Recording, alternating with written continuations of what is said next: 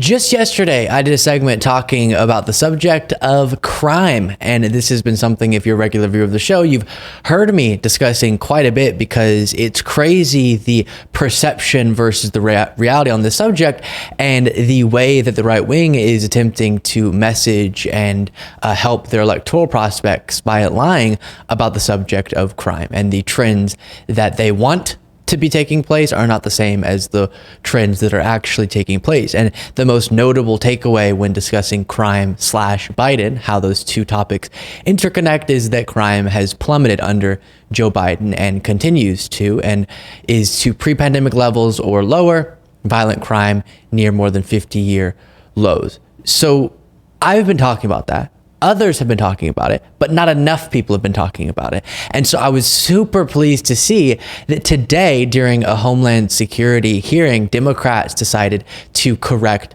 the record. And while MAGA Republicans are in the room, forced to listen to these facts, and they hate it, Democrats were able to walk through the actual stats on crime and not the myth that's being pushed by these very MAGA Republicans. Now, before I play this first clip, and we have a couple really good ones to look at from this hearing, I do want to note, because you may have heard, a really viral moment came out of this hearing of Congresswoman Marjorie Taylor Greene, and a blunder, a gaffe that she had. It just so happens that the gaffe related to a victim that the right wing has been attempting to politicize, and that victim's dad came out and asked people to stop doing that and stop talking about his daughter in the ways that this has been discussed within the political context and the debates going on over her. And so I would prefer not to play that clip, because then I'm just giving more attention and more shining more light on a subject that I covered the clip of the dad saying this is being politicized and needs to stop. And so in good conscience, I can't talk about that one. But that did happen during this hearing. And instead of covering that, let's cover the good part of the hearing, which is first here Democratic Congressman Robert Garcia discussing the reality of crime in the United States. And I have to say, this is devastating for MAGA Republicans. The fact that I am seeing more coverage of this issue, because as Americans, just like we're seeing with the economy, start to realize, oh, wait, the narrative I'm hearing is actually not aligned with the facts on the ground. And as the economy gets better, people start to show that in their approval of the handling of the economy by Biden. And as the reality of crime is felt in people's lives, then the same thing should happen. And that's not good for Republicans in November. Here's Robert Garcia. I also just want to know that prior to my service as mayor, I was an educator for 10 years in the classroom, at the college level, and we use data to make decisions. This idea that we're not going to use data to actually make decisions, I think is interesting, and I certainly don't agree with it. I want to ask some questions about data and about facts, not about what we think is happening or may not be happening. Mr. Beer, good to see you again. I want to put this poster up. I think it's important.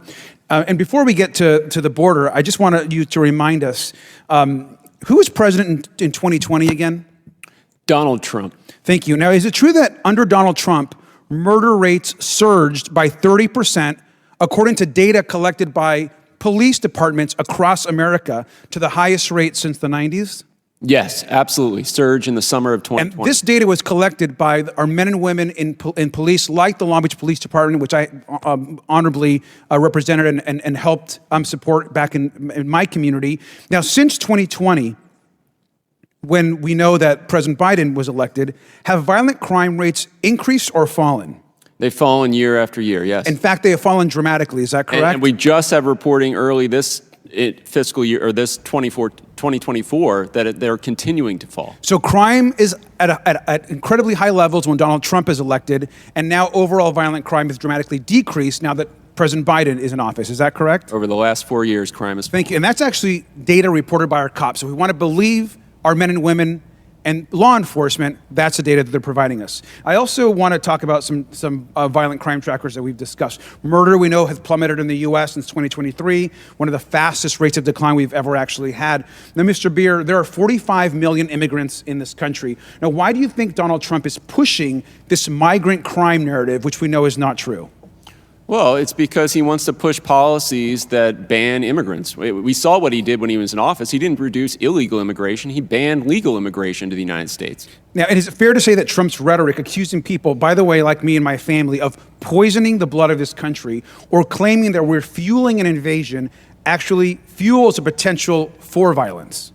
Absolutely. I mean, if you look at the number. So the reason at the end there that he connected the conversation to the quote unquote migrant crime topic is because that's what his MAGA Republican colleagues are there focusing on, highlighting, trying to fearmonger about. And it's been shocking and unfortunate to see how successfully, at least among their audience, MAGA has been and their allies in the media at pushing this narrative that's fictional, then fear-mongering about that fictional narrative, and then convincing people to go vote for the people that MAGA wants them to vote for based on this fear they have and the emotions that have been stoked in them.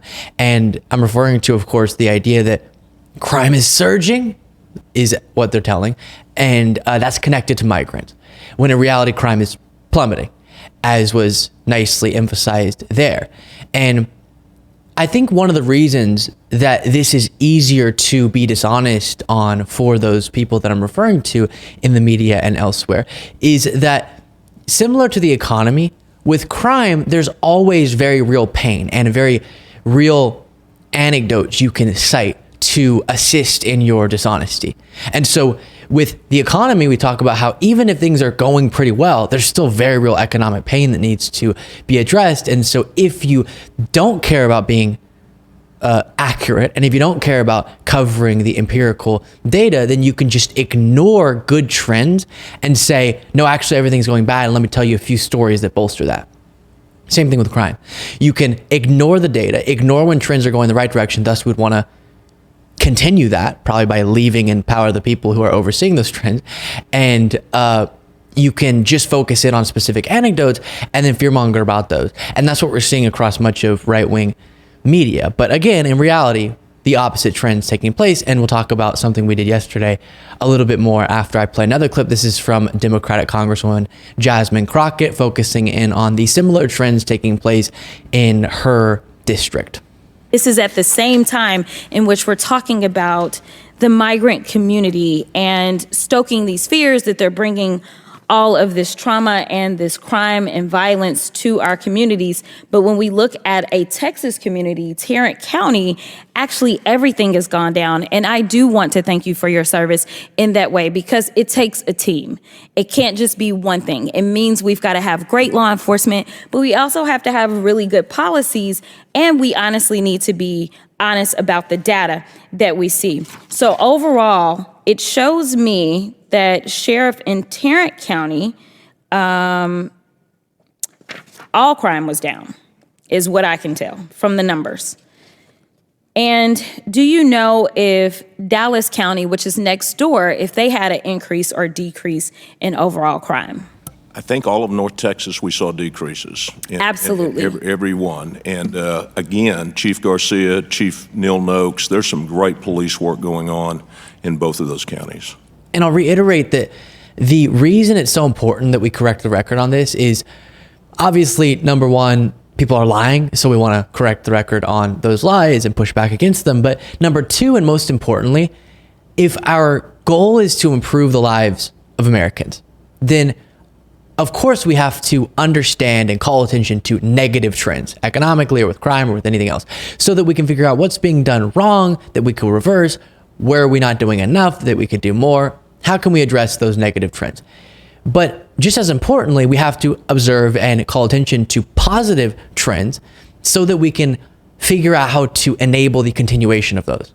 And if we're rejecting the statistical reality in service of sort of salacious fear-mongering about specific stories, then we're rejecting the very process, the very analytical process that's 100% necessary to make Americans' lives better, which is understanding what's actually happening so we can do more of the good stuff and less of the bad stuff, to put it very simply. And what MAGA is doing right now is trying to throw that process aside for political purposes and trying to ignore good trends that we could learn from, we could gain insight from in service of their political ambition. And one of the things we could be taking note of in this period of rapid crime decline is, hey, Biden's overseeing the largest federal investment in law enforcement, violence reduction, and public safety in American history through numerous programs, this massive federal investment in this very issue. And so shouldn't we sort of talk about that given these